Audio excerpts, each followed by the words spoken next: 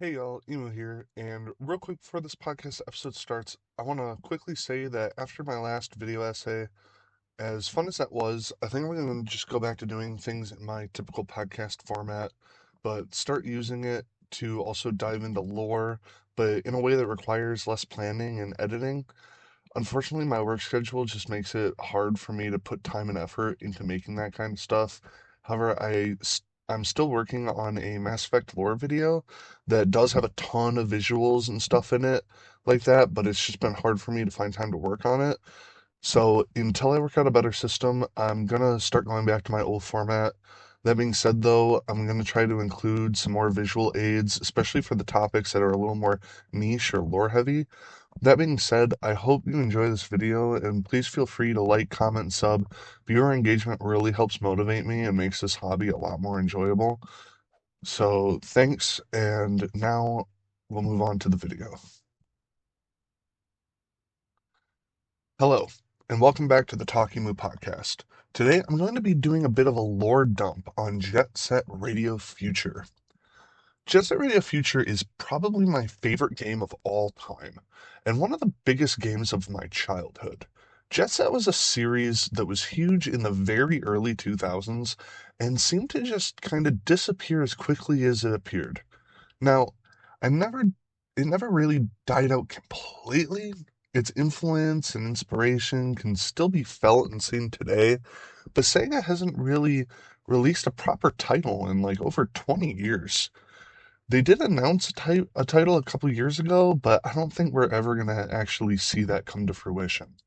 Now, part of the reason I wanted to talk about this is because in recent times, we're seeing somewhat of a revival for the series, but not from Sega.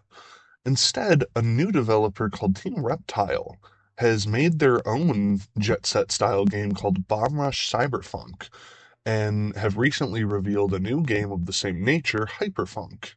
Now, BRC is more than just a game inspired by JSRF. It's basically JSRF 2, but made by different people. But it is way more faithful than other companies that have tried to do this. Looking at you, Back for Blood. So today, I'm going to talk about all things JSRF. The characters, the levels, the music, the story, and finally talking about my lore theories that I've been holding on to for over a decade. Now, I'm focusing on JSRF instead of the original because that's the one I know the most about, and it's easily the more well known of the two. BRC also seems to be more directly inspired by Future than the original. I mean, BRC pretty much reimagined every aspect of Future. Now, I'm not calling BRC a ripoff at all. It is a perfect reimagining with tons of original ideas and concepts intertwined with familiar ideas and designs. Now, before I jump into the game's plot and lore, I want to briefly talk about the music. Now, one big difference between JSR and JSRF soundtracks is that JSRF actually featured a variety of artists, which is probably why Future never got a proper re release or remake because of licensing, copyright, and all that fun stuff. Now, the main provider of tracks for JSRF and the sole composer of the original is Hideki Naganuma. Honestly, the man is responsible for so many fond memories for me. His music is so unique and interesting. Hideki is one of Sega's composers. He did a lot of stuff for the Sonic games too. Naganuma's music just uses a lot of samples in really interesting ways. His music is energetic and chaotic, but also oddly beautiful. His sound is so signature that you can always tell it's him. Now, the JSRF soundtrack did also feature tracks from a lot of underground artists with eclectic similar styles, though the game's main score was done by a group called the Latch Brothers. They also did edits and remixes of a lot of the other songs in the game. Now, the Latch Brothers was a project formed specifically for this game, for this purpose, and the head of the Latch Brothers was Mike D from the Beastie Boys, which is funny because they remixed a song on the soundtrack called The Scrappy, which was by Ad Rock side project BS2000. I still listen to this soundtrack to this day all the time. and I was so ecstatic when I found out that Naganuma actually made 3 songs for the BRC soundtrack. And even after 20 something years, Old Boy still got it. Still such an iconic signature sound, easily the best songs of the whole soundtrack. I mean, the soundtrack on BRC is good, but seriously though, how can you beat Hideki Naganuma paired with Michael Diamond? Now, as far as the story goes, the game leaves a lot to interpretation. I've had many years to come up with my own theories. I'll give you the face value at first, then I'll get into my own interpretations at the end. Now, the Jet Set series takes place in a fictional version of Japan called Tokyo-to. Now, Tokyo-to is split into 3 separate districts called chos: Shibuya, Benten, and Kogane. Now, the game is kind of like a pseudo open world. Every level is connected with its own hubs, and there's a lot of going back and forth between areas. Now, the central hub of the game is the garage, and it contains paths to each of the 3 chos. Shibuya is more of your typical city with streets and winding alleyways. Benton is connected through highways and has a lot of skyscrapers, entertainment districts, and nightlife type stuff, high society stuff. And Kagane is more industrial and abandoned with a lot of sewers.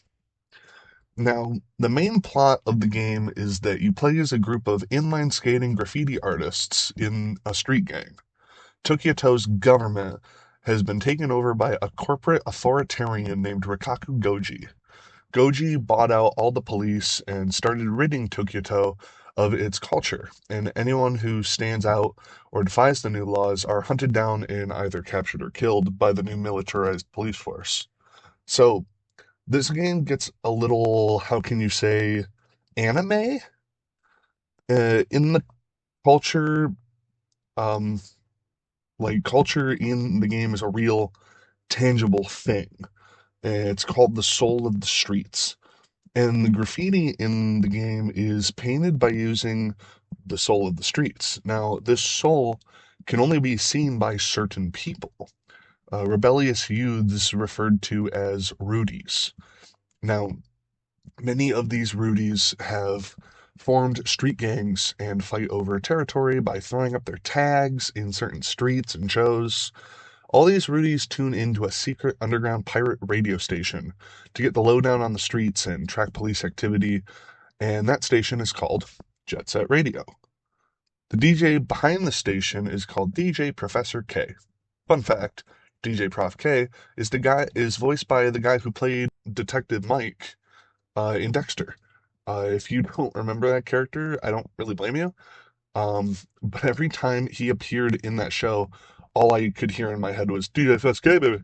Now, the player starts off as a Rudy named Yo-Yo, while he's joining a group called the GGs. The GGs hang out in an old junkyard that they call the garage. The leader of the GGs is Korn, and his second in command is Gum. They also have a robot friend named Roboy and a dog called Potts. The GGs are tipped off by DJK that a whole lot of weird stuff has been going on. The disappearance of a famous statue, a mysterious figure spreading rumors, and blackouts on 99th Street. Now, the first main part of the game is the GGs facing off against a rival gang called Poison Jam, while also eluding the Rikaku police and their psychotic captain, Hayashi. Now, along the way, you can find other Rudies in the world and do challenges to unlock them. The first is the iconic Beat on Dokinsaka Hill, Combo in Shibuya Terminal, and Riff in Rikakudai Heights.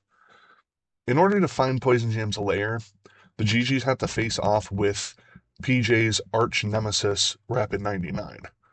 After that, the GGs go to the underground sewage facility and have to find a number of switches to access the lower chambers. Now, traversing the sewers requires a new technique, so the game uses a Rudy named Garam, Graham, I've never known how to pronounce his name, to teach you, and uses that tutorial as his, unlock challenge. Now, after defeating Poison Jam, a new gang shows up, the Immortals, along with a gang over them called the Noise Tanks. Also, Yo-Yo goes missing and is no longer playable for a while. The Immortals are mummies and are sleeping in coffins, so the GGs have to go to new areas and cover their tags to get them to wake up. At this point, Hayashi starts escalating further, desperate to take down the GGs. Along the way, you can unlock Boogie at Kibagoka Hill, my personal least favorite level in the game. After awakening the Immortals, the gang chases them to Highway Zero, where they are holding Yo-Yo captive. But while trying to spring him, the cage reverses on the GGs. Then they get taken to the Rikaku Expo Stadium and are forced to play a lethal by being bored to death, game called Death Ball. The GGs get paired with a Rudy named Jazz, who is mistaken for a GG. Now, the Immortals are servants of the Noise Tanks, who have been beating gangs and forcing them under their control, and the Noise Tanks claim to serve Yo-Yo. The GGs have to play Death Ball against the Doom Riders, an old biker gang from Dokensaka Hill, and the Love Shockers from Hokage Street, and then the Immortals. During the game, however, Hayashi shows up and crashes in for one final showdown. After defeating him, he gets fired, and the cops are replaced with a private assassin group called the Golden Rhinos. The Noise Tanks go into an outrage and start duplicating and terrorizing the streets. After dealing with them, the GGs catch wind of Yo-Yo battling Poison Jam, and the gang pursues him to an amusement park built on top of a bunch of skyscrapers called Sky Dinosaurian Square. After coming face to face with Yo-Yo, P-Jam's leader Cube reveals that Yo-Yo is actually a hyper-advanced noise tank called NT-3000. After they are defeated, it's revealed that the noise tanks were actually made by Rikaku. Now, the Golden Rhinos have taken over completely. The GGs are then met by a Rudy named Clutch, who claims to know where the real Yo-Yo is. After giving him a bunch of graffiti souls, he steals them and runs away. But he gives up pretty easily and joins the GGs, telling them that Yo-Yo is in the fortified residential zone. The GGs then have to disarm a bunch of bombs and eventually are able to free the real Yo-Yo. It's revealed that Yo-Yo had found out about the Rhinos and got captured before he could warn the GGs. Now, around the time that this happens, a shadowy figure called Zero Beat shows up and starts tagging all over the city. Now, the main objective at this point is to kill the Golden Rhino leader and the corrupt mayor of Tokyo. At this point, you can recruit Jazz back at the stadium, Soda at Highway Zero, and Cube back in the lower sewers. After dispatching the rhinos, DJ Professor K gets abducted, and the GGs have to destroy a giant train machine to stop the rhinos once and for all. After this, Rikaku erects a massive tower in Shibuya Terminal and starts broadcasting to the world. While the GGs fight Zero Beat, the tower starts sucking people in. When the GGs get sucked in, they're faced with immortal demon-like figures, and Goji himself transforms into a giant monster called Akumu, which is the Japanese word for nightmare. After beating him, the tower is destroyed and the day is saved. Now, after the main story and an infuriating cliffhanger, the player is then free to roam the game and do some optional rematches with some of the Death Ball losers. Now, in the game, there are these mystery tapes you can collect to unlock challenges, which give you more graffiti souls to find and collect. After getting every soul on a level, you can do a bunch of challenges, and getting the top score in these challenges unlocks a secret character. The Doom Riders from Dokensaka, Zero Beat from Shibuya, Love Shockers from Hokage, Rowboy for Chuo, Rapid 99 for 99th Street, the Immortals for Skyscraper, NT-3000 for Sky Dino, Noise Tank for Highway Zero, Goji for Rikaku Dai, Poison Jam for both sewer levels, Pots for Kibagoka, and Akumu for Fortified. Now that we got the main story out of the way, time for my theories. Now, let's start with Rikaku.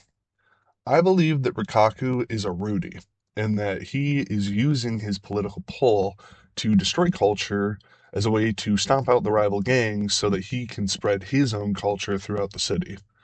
Now, about his strange transformation at the end, I believe Goji, I almost called him Goku. I believe Goji discovered a way to transcend by using the soul of the street. I think the noise tanks were created to take down gangs so Goji could harvest their soul and use it to create beings like Zero Beat. See, at the end, we see him sucking people into the tower. That tower was at the Expo Stadium. I believe the whole point of the Expo was to gather the whole city into one place and suck them all into the tower to gain their soul. At the end, Goji is wearing a helmet, just like the mind control devices the Doom Riders get fitted with after losing Death Ball. I think Goji had planned to turn the Doom Riders into more Zero Beats. And I think the giant train machine holds the secret to this process. The Golden Rhinos take DJ Professor K there with Zero Beat, and it seems they may be trying to put him in the machine or absorb him or transform him. Um, the other mystery that never gets solved is the mysterious blackout on 99th Street. Now, I think the verbiage here is a bit off. Only a small part of the area is blacked out, meaning it's more of a brownout. Now, historically, governments have used brownouts to reserve electricity to make nukes. Now, on the level, Kibagoka Hill, you can see a ton of missiles being stored. Now, I'm not sure if these are nuclear or not. It's possible this electricity was also used for the production of all the noise tanks or to make Zero Beats. Also, at the very beginning, we see a comic strip with a silhouette of Beat. I think this might actually be Zero Beat manipulating things behind the scenes. Now, a famous mystery about this game is the countdown clocks in Rikakudai and Kibigooka. I think these clocks may have been counting down to the Expo, or perhaps Goji was planning on attacking other countries with those massive missiles, since he was broadcasting to the rest of the world. Also, there's the mystery of the fortified residential zone itself, with all the people rallying, probably trying to hide from the Rikaku police, though I always assumed they were prisoners. But that's pretty much it. The game's obviously missing a lot of context and was rushed in later stages, so we'll never really know what it was truly meant to be or what was truly intended. Um, I would have loved to have seen more content with these characters since they all have such different personalities. Sega always loves to include Gum and Beat in their crossover games, but for some reason they never include anyone else, especially when Mew and Yo-Yo are arguably just as loved and iconic, but I guess the ones on the box art is all Sega cares about. Now, that's pretty much all I got. That's the whole rundown on JSRF. I'm planning on doing a lot more lore related stuff in the future, so stay tuned for more because one day I might actually cover a series you've heard about. Now, this has gone on long enough, so thank you so much for listening if you're still here, and I will see you in the next one. Goodbye.